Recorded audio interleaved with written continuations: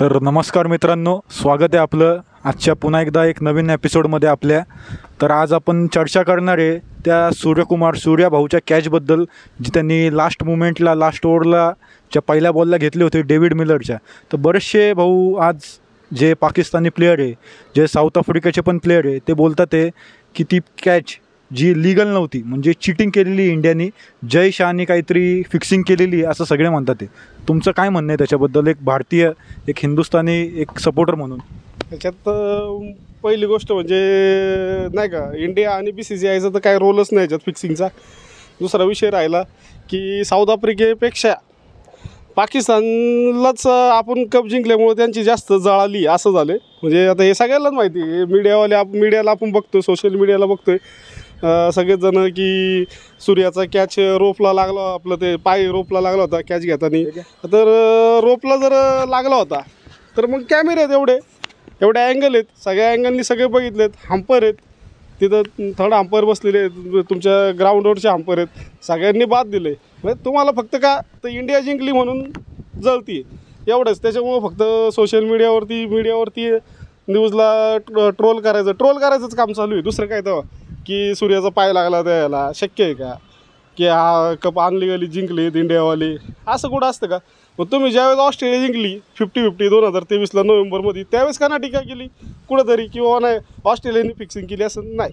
फक्त इंडिया जिंकली म्हणून इंडियाला टार्गेट करायचं, एवढंच त्यांचा प्लॅन चालू आहे. बरं, 30 बॉल 30 पाहिजे होते म्हणून ते म्हणत असेल शक्यतो की तिकडून कसे जिंकू शकतात, कारण की क्लासेन एकदम भारी खेळत होता, मिलर एक चांगल्या फॉर्ममध्ये होता, येणारा बॅट्समनही चांगला होता, आणि त्यांनी रबाडाला मागं ठेवून केशव महाराजला पुढं पाठवला. तर तेही त्यांचं तिकडं काहीतरी गणित चुकलं आहे का, तिकडे फिक्सिंग झाली असं त्यांचं म्हणणं आहे की साऊथ आफ्रिकेला पैसे दिले आहेत का काय.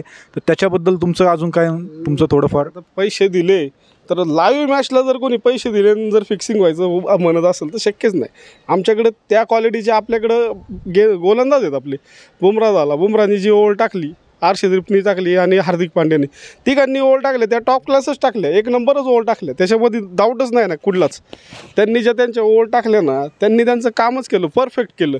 आता तुम्ही जर असं म्हणत असाल की नाही मग याच्यामध्ये शक्य आहे का, आमच्याकडं आम्ही मान्य करतो की तुम्ही पण करा, आमचे बॉलरच आणि हा पूर्ण जो 2020चा जो कप आहे, हा 70 ते 80% गोलंदाजांच्या बॉलिंगच्या जीवावरती इंडिया जिंकलेली, हे तुम्ही बघितले, सगळ्यांनी बघितले.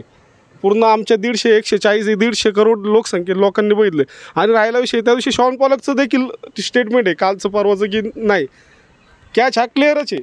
मग पाकिस्तानचीच काय एवढी जळती, पाकिस्तानला काय एवढं खटकतं काय, तुमची काय एवढी जळायला लागली आम्ही जिंकलो म्हणून, असं थोडंच असतं तेव्हा. त्याच्यात चुकीचं आहे नाही.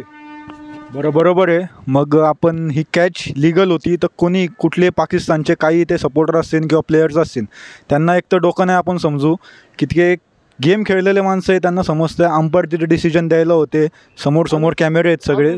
त्या दिवशी तर इंजमामनी अर्शदीप आणि आपल्या ह्याच्यावरती रोहित शर्मावरती टीका केली की नाही त्यांनी बॉल कुरतडला. शक्य आहे का? बॉल कुरतडणं म्हणजे खेळाडूचं पूर्ण करिअर बरबाद होणं. हे इंजमाम सारख्या खेळाडूला आपल्यासारख्याने आपण तर म्हणजे फक्त एक चर्चा चालू आहे, आपण त्याला सल्ला देऊ शकत नाही आणि सांगू पण शकत नाही की बॉल कुरतडणं म्हणजे शक्य आहे का. आपण बघितलं ऑस्ट्रेलियामध्ये काय ऑस्ट्रेलियाच्या खेळाडूंनी मध्ये केलं होतं, स्मिथ असेल वॉर्नर असेल, की त्यांनी एवढं शक्य नाही. इफ्तिकार पण एकदा म्हणला नाही म्हणला मी बुमराला 6 बॉल 7. बुमराची काय लेवलची गोलंदाज आहे, फिल्डर आहे, तो बॉलर आहे, हे पूर्ण जगाने त्याला मान्य केलेलं आहे. पूर्ण कोणत्याही देश असो मान्य केलं की बुमराचे. बरोबर आहे. आणि हा म्हणतो मी त्याने रन किती केले तर आता आठवत नाही, पण काय 4-5 रनाचा आउट झाला इफ्तिकार अहमद. बॉल जास्त रन कमी, आणि काय आपण बोलतोय, कुणाबद्दल बोलतोय काय, नुसतं आपलं उठ सोडून ट्रोल करायचं, शक्य आहे का एवढं? बरोबर आहे मित्रांनो. तर तुमचे कमेंट्स खाली लिहा. पाकिस्तानला त्यांची लायकी दाखवून दिली पाहिजे आपण, ते प्लेयर्स काही पण बोलतात आपल्याला, तर त्याबद्दल तुम्ही खाली करा, कमेंट करा. अजून पुढं काही व्हिडिओ पाहिजे असेल तर नक्की सबस्क्राईब करा, आणि काही तुमचे सजेशन असेल तर नक्की सांगा.